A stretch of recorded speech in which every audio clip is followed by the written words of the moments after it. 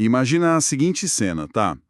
A pessoa simplesmente ignora o despertador. Aquele famoso botão da soneca, né? Exatamente. Aperta a soneca umas 3 vezes, sai de casa correndo, tropeçando em tudo e chega no ponto exatamente no milissegundo em que o ônibus vira a esquina. E a gente já imagina para quem vai sobrar a culpa. Pois é.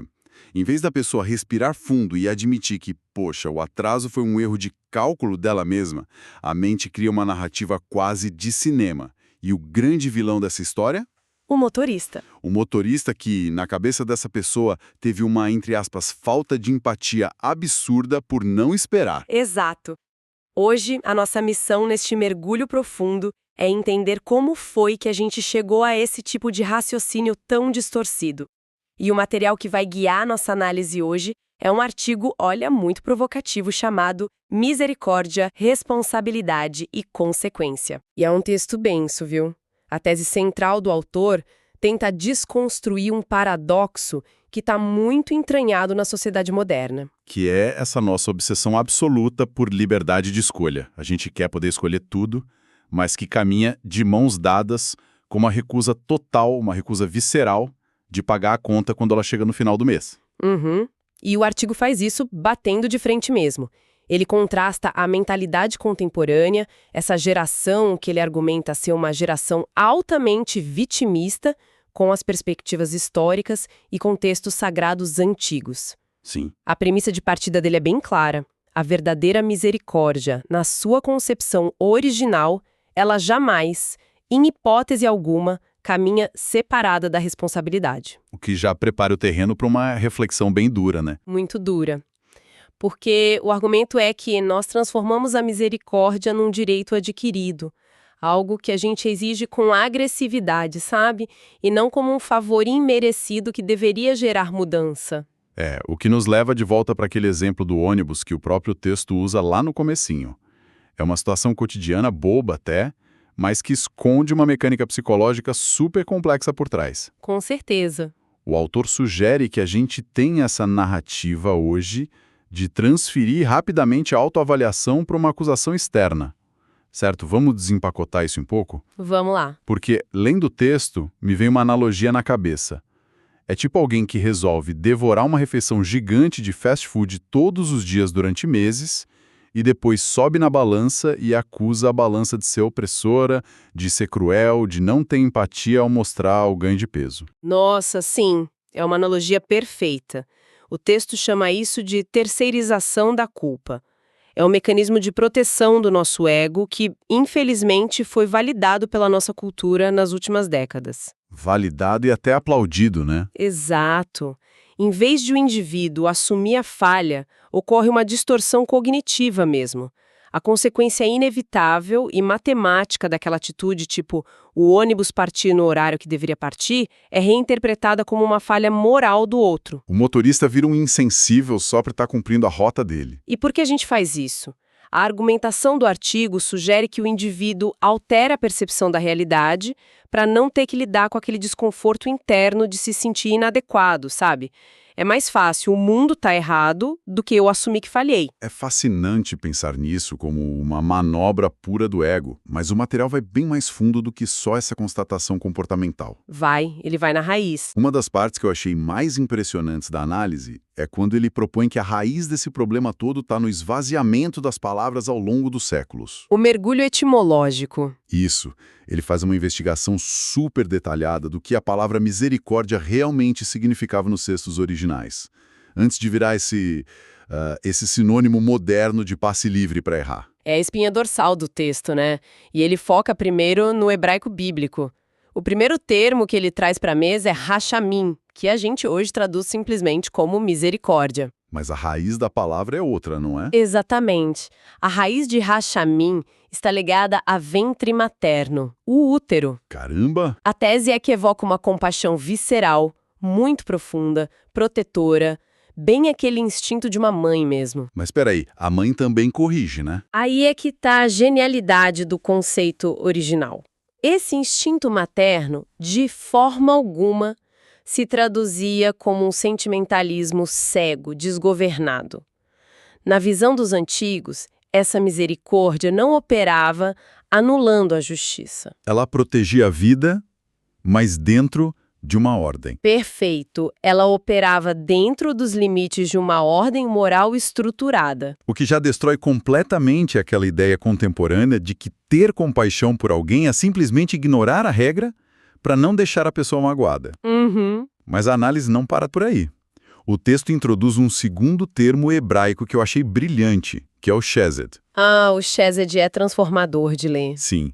Como que essa ideia de chesed se diferencia dessa proteção de mãe do rachamim e como isso afeta a forma como a gente lida com limites, principalmente em grupo e em comunidade? Então, o autor usa o chesed para desconstruir de vez essa nossa mania moderna de achar que misericórdia é um ato isolado de passar pano sobre uma falha. Chesed é traduzido como amor leal, uma bondade que existe estritamente dentro de uma aliança. Uma lealdade de relacionamento. Isso. O argumento é que, sob as lentes do chesed, estabelecer um limite para alguém ou aplicar uma correção severa não é uma falha na sua empatia. Não é falta de amor. Pelo contrário, a correção nesse contexto antigo é a prova máxima da sua fidelidade àquela aliança com a pessoa. Quem corrige o outro faz isso justamente porque não desistiu da relação. Olha, vamos tentar colocar isso numa perspectiva maior. Porque isso destrói as desculpas de quem vive em comunidade e não aceita correção. Destrói mesmo. Se um grupo ou uma sociedade opera sob essa lógica do chesed, onde a correção é lealdade, isso cria uma dinâmica muito forte. Totalmente diferente da nossa sociedade atual, que vê a misericórdia como um direito de consumir o perdão do outro sem dar nada em troca. Consumidores de graça. No mundo antigo, a cobrança mútua era vista como afeto genuíno. E hoje, qualquer cobrança é lida como um ataque pessoal, como discurso de ódio quase. E para fechar esse tripé das palavras, a fonte explora o grego do Novo Testamento, hélios. A transição para hélios no grego traz uma dimensão de ação que é indispensável. Ele descreve hélios como uma compaixão extremamente ativa diante da miséria humana. A mão na massa. Exato. E o texto usa a figura de Jesus para ilustrar como essa palavra ganhava vida no mundo real. E aqui é que a coisa fica realmente interessante, porque o autor aponta um contraste brutal. Qual o contraste? Jesus é descrito o tempo todo acolhendo os marginalizados, jantando com quem era mal visto, tocando em pessoas doentes. Só que o texto frisa que esse acolhimento gigante nunca, em nenhum momento, significou ser conivente com o erro daquelas pessoas. Eu lembro dessa parte. Ele cita aquele exemplo famoso da mulher que ia ser executada sumariamente. Esse mesmo, a vida dela é preservada num ato puramente de misericórdia. O alívio imediato da dor acontece, mas esse alívio vem colado num imperativo inegociável, que é vai e não peques mais. Ou seja, o material argumenta que a misericórdia original serve para te salvar da dor no momento crítico, sim, mas ela exige uma nova direção. Ela não é um atestado médico para você continuar no mesmo caminho de destruição. Perfeita colocação. E isso nos leva direto, mas direto mesmo, para aquele conceito que eu acho que é o ponto de ruptura entre a geração antiga e a nossa. Techuvá. Nossa, o techuvá é o divisor de águas no artigo. É um termo hebraico que a gente traduz nas Bíblias como arrependimento. Mas o autor fala que é mais do que chorar, né? Muito mais. O texto enfatiza que na cabeça dos antigos, arrependimento não era um remorso passivo. Ficar no canto sentindo culpa, postar um textão de desculpas. Fazendo cara de coitado. Não é isso. Techuvá significa retorno. É uma ação mecânica, física e espiritual de dar meia volta. A tese do autor é que compaixão e techuvá são inseparáveis. Não tinha como você ser acolhido sem um movimento ativo de retornar para o caminho certo. Espera um pouquinho, eu preciso fazer o papel de advogado do diabo aqui. Manda. Porque eu imagino que algumas pessoas acompanhando a gente podem achar isso meio complicado se o texto afirma que a empatia verdadeira exige uma meia volta imediata e visível de quem está errando. Isso não soa excessivamente transacional? Como assim, transacional? Tipo um negócio, sabe? Parece que o autor está dizendo que a misericórdia precisa ser comprada com uma mudança radical de comportamento. Um contrato comercial do tipo, eu só te ajudo se você for bonzinho. Como que o texto resolve essa tensão? É um questionamento muito pertinente. E a resposta que o autor propõe não caminha para essa visão transacional de comércio, não. Ela vai para uma visão de causalidade lógica. Causalidade? Explica melhor. O argumento não é que você tem que pagar pela empatia sendo bonzinho. O ponto é que é estruturalmente impossível resgatar alguém que insiste em correr em direção do abismo. Ah! Até chuvar, esse retorno não é a moeda de troca. Ela é simplesmente a pessoa aceitando segurar a corda de resgate que jogaram para ela. Cara, entendi. É impossível te tirar do buraco se você não solta a pá e para de cavar. Exatamente isso. E o texto defende que a nossa sociedade atual anseia pelo perdão absoluto, quer que tirem o desconforto dela imediatamente, mas rejeita com violência qualquer demanda de alterar o próprio comportamento. A gente quer o alívio sem o incômodo do crescimento. Isso me faz pensar na distinção vital que o texto estabelece logo em seguida. A fronteira finíssima entre ter compaixão por alguém e ser conivente com as falhas dessa pessoa. Essa linha é tênue na prática, né? Demais. E lendo os argumentos dele, eu fiquei com uma analogia na cabeça para tentar visualizar essa diferença. Imagina que você quer ajudar alguém que quebrou a perna. Certo? A compaixão é você dar um par de muletas para essa pessoa. Ela vai sentir um pouco de dor, vai ser incômodo, mas o osso vai colar e no futuro ela volta a andar com as próprias pernas. A conivência seria você colocar essa pessoa numa cadeira de rodas pelo resto da vida, justificando que o chão é muito duro para os pés dela e que ela não precisa fazer esforço. Nossa, essa imagem ilustra com uma precisão cirúrgica a tese do autor. O artigo é taxativo. Ele afirma que a compaixão genuína tem um único objetivo: restaurar a capacidade do indivíduo de ser adulto. E a conivência? A conivência faz exatamente o oposto. Ela impede que a pessoa reconheça a causa real da dor dela e, no fim das contas, infantiliza o sujeito. A compaixão chama você para a responsabilidade. A conivência superprotege o seu ego e atrofia a sua resiliência. Você vira um adulto de vidro. Exato. E o grande alerta, o semáforo vermelho que o texto acende, é que hoje a gente bate palma para conivência achando que é compaixão de alto nível. É uma pedrada no nosso senso comum de empatia. E para provar que isso não é só teoria de psicólogo, o material leva a gente para o que o autor chama de a sala de aula da alma. Os exemplos históricos. Isso. Ele usa os relatos das escrituras, mais especificamente do rei Davi e de Moisés, não com aquele tom de sermão religioso moralista, mas como casos de estudo mesmo, sabe? Estudos sobre liderança, sobre psicologia e sobre as leis inegociáveis das consequências. E a abordagem dele é fascinante por não aliviar nem para os figurões. Pegando o rei Davi, por exemplo, depois daquele episódio terrível envolvendo Batseba e Urias. É, uma história bem pesada. Muito. O autor destaca que, quando o profeta confronta Davi, a reação dele é de uma mentalidade quebrantada. Davi não busca justificativa no estresse do cargo, ele não culpa a estrutura do palácio, ele não culpa Batseba, ele admite a falha, 100%. Pequei. E o texto aponta que ele recebe o perdão ali na hora, né? A vida dele é poupada, é um ato puro de misericórdia divina. Sim, a misericórdia acontece.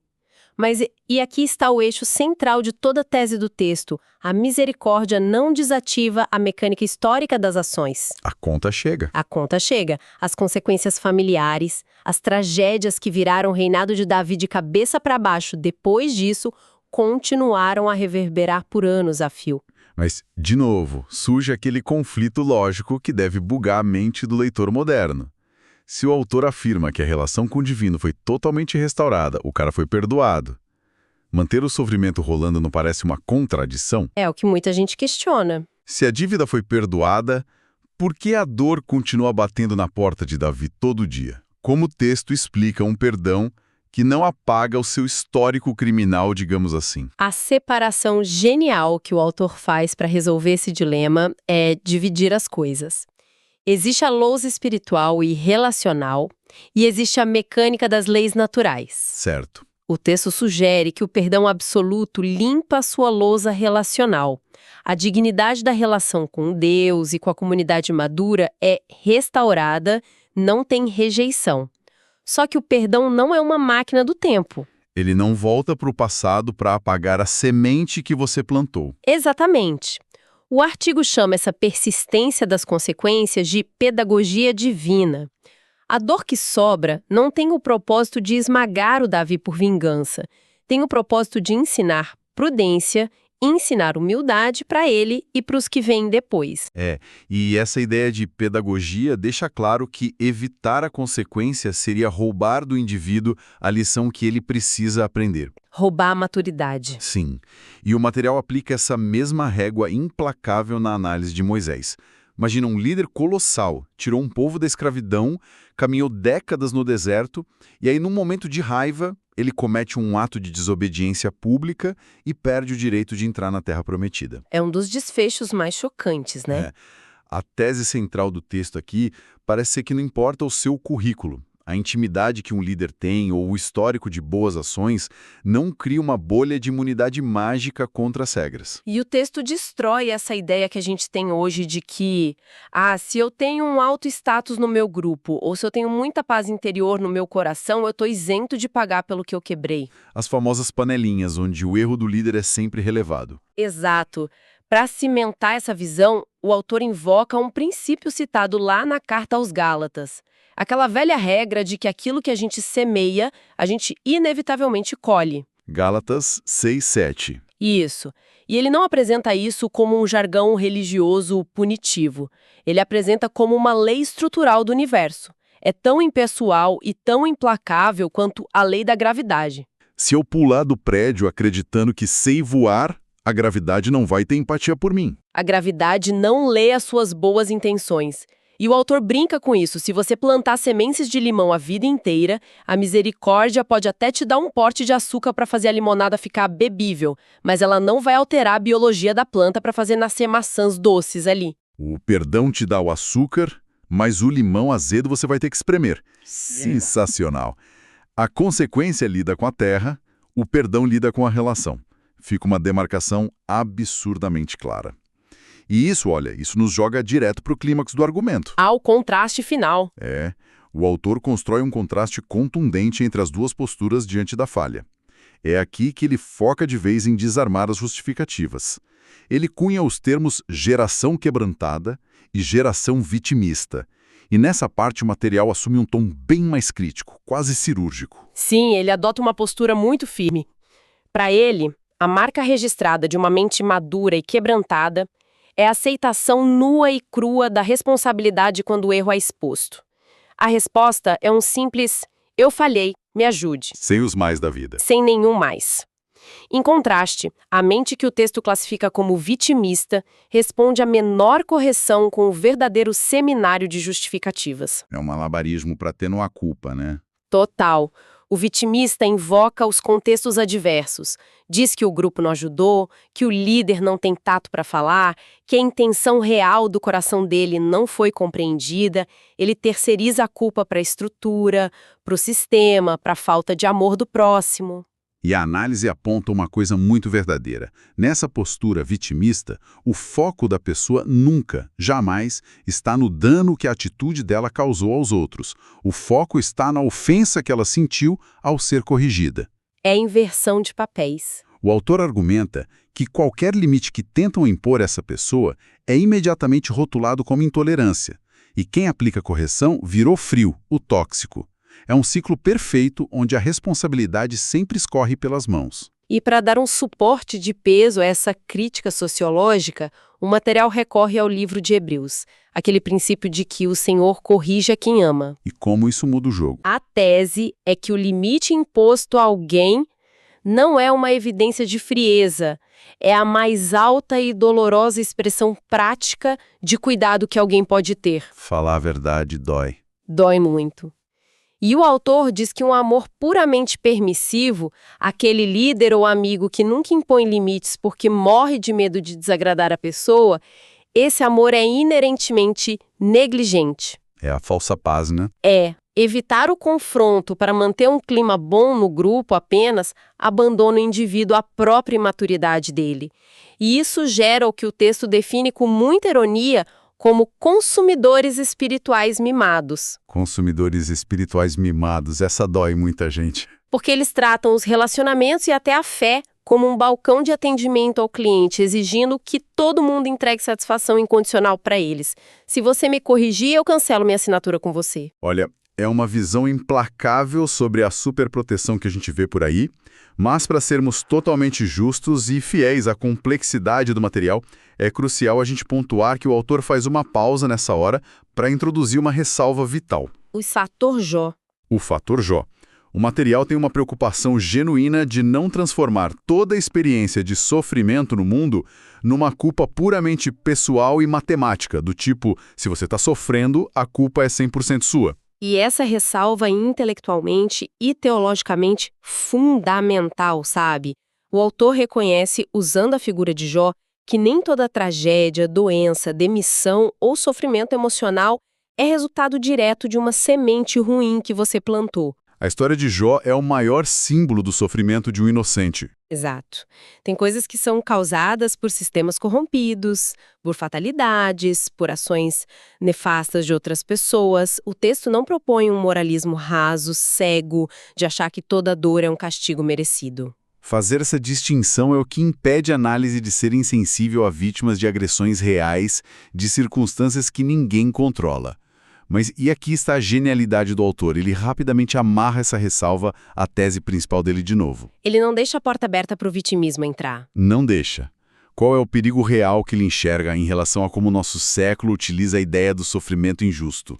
Ele argumenta que o perigo supremo hoje é a apropriação indevida do sofrimento injusto. Nossa. A tese é a seguinte: sim, existem injustiças no mundo, isso é inegável. Mas isso não anula o fato matemático de que grande parte das nossas dores diárias são sim colheitas das nossas burrices. Você não pode usar o fator Jó como escudo para os seus próprios erros. O autor critica essa nossa mania de vestir as consequências da nossa preguiça ou da nossa negligência com a roupagem nobre de uma opressão sistêmica. Virou moda, né? Se toda frustração que você tem no trabalho, no seu grupo ou em casa for catalogada como injustiça e todo o limite for visto como opressão, o discipulado da vida adulta se torna completamente inviável. A pessoa fecha os ouvidos para a realidade. O indivíduo perde a capacidade de extrair qualquer lição e ele se torna incapaz de suportar a disciplina que forma o caráter. Fica paralisada na adolescência. Em resumo, a tese central desse artigo que a gente dissecou hoje é que a misericórdia não foi desenhada de jeito nenhum para funcionar como um anestésico existencial. Para manter as pessoas confortáveis nos próprios erros. Exato. Segundo o autor, ela existe exclusivamente para criar uma oportunidade de sobrevivência e aprendizado. A dor da consequência não é um sinal de que Deus te abandonou ou que o grupo te odeia. É a própria sala de aula. É o espaço onde a vida finalmente consegue te ensinar a lição que você ignorou quando as coisas estavam fáceis. O texto propõe, no fim das contas, uma mudança de paradigma drástica. É o salto de maturidade, não é? Abandonar aquela postura que vive questionando por que ninguém tem empatia comigo, porque o mundo é duro. E adotar a postura que investiga, cara, o que essa diversidade específica está tentando me ensinar sobre os meus pontos cegos. É sair da pergunta defensiva e ir para a pergunta investigativa. O texto sugere que a maturidade exige que a gente foque não na suposta dureza de quem nos confrontou, mas na área de negligência pessoal que aquela regra, que aquela correção expôs. É um convite para a gente enxergar o confronto difícil não como ofensa ou falta de hesed, mas como o próprio hesed em ação, como mecanismo de calibração da bússola moral.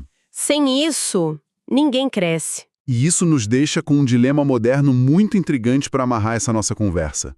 Um dilema que nasce justamente da força desse argumento do autor. Vamos lá, qual é a reflexão final? Se a gente aceitar a premissa de que a verdadeira compaixão, em muitos casos, exige permitir que o outro sinta o peso e a dor das próprias atitudes para poder amadurecer, como que a gente aplica isso hoje, na era do hipermonitoramento e das redes sociais? Ah, o tribunal da internet. Porque hoje, qualquer hesitação pública que você tenha em resgatar ou validar o erro de alguém é imediatamente punida pelos tribunais das redes como se você fosse um monstro sem empatia. O cancelamento por não ser conivente. Exato.